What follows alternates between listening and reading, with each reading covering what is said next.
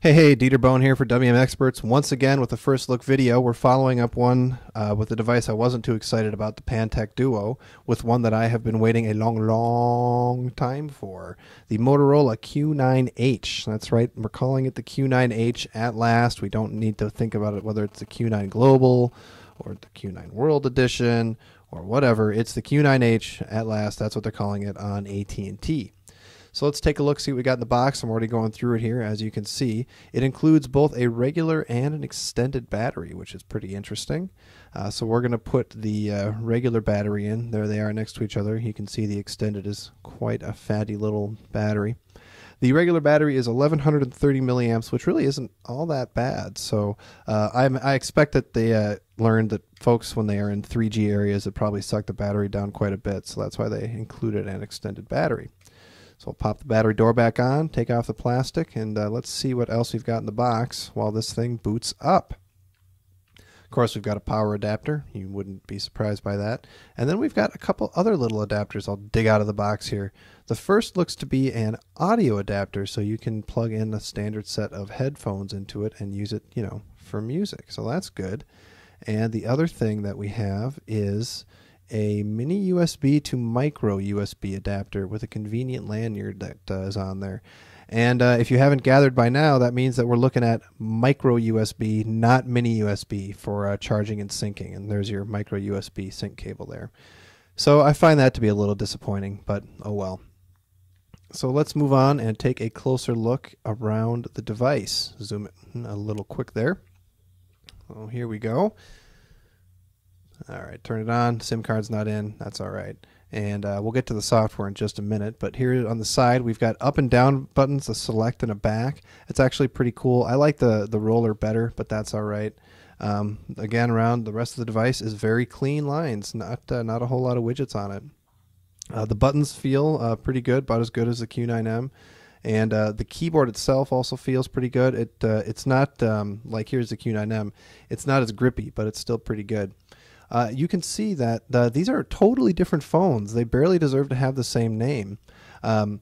They are about the same thickness, but the Q9H feels much thinner because it's more rounded there on the back, as you can see. And there's the micro USB, or excuse me, the micro SD memory card slot. They use micro instead of mini, so that's different. Camera's in a different spot. So, I mean, obviously they're sharing some design cues, but they're also obviously very different phones all the way around. And so that's really surprising to me. Now, of course, we're on AT&T, so we should compare it to the other AT&T QWERTY smartphone, the Samsung Blackjack.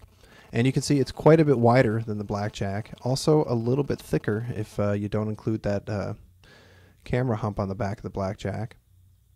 And around the same height, just a stitch taller. So it is a larger device overall, but your screen is slightly bigger, and it feels more like a slab, more expansive. And I think Motorola believes that people like that people have liked that since the Q, and they want to stick with that form factor. Here it is with the old T-Mobile Dash. Again, you can see thicker, taller, but the keyboard is much better. So I actually am pretty impressed with this device so far. All right, now let's zoom in and take a look at what's going on software-wise with this thing. So what do we see here? We'll jump into the Start menu and look around. We've got your standard Windows Mobile stuff, your AT&T add-ons like the cellular video, and so on and so forth. We'll go into IM, and Oz's excellent IM client is included, as is ExpressMail, and good, because Motorola owns them. And go into there. Here's a weird little subdirectory McAfee virus scan. I wasn't expecting that. That's interesting.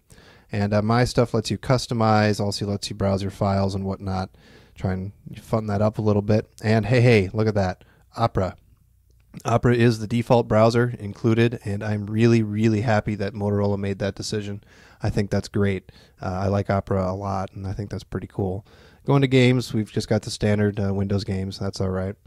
Going to applications, and we see a whole, the standard sort of Java stuff that AT&T puts on all their phones lately, and we see Internet Explorer squirreled away in there. They don't want you to know about it. And oh, hey, Documents to Go, the full Documents to Go, which I also approve of. It'll read the Office 2007 format. It'll let you create new documents without going through any little tips or tricks or whatever. So I'm really glad that they included that on the device. And jump into System Tools here. get into your settings here, but also some extra little tools to deal with what's going on the phone.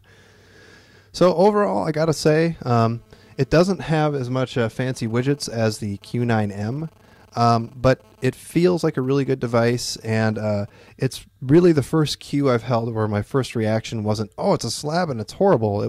My reaction was, oh, it's really wide, and maybe that's not so bad. Maybe that's what some people want in a phone. So yeah, I'm looking forward to giving this a longer try sometime in the future.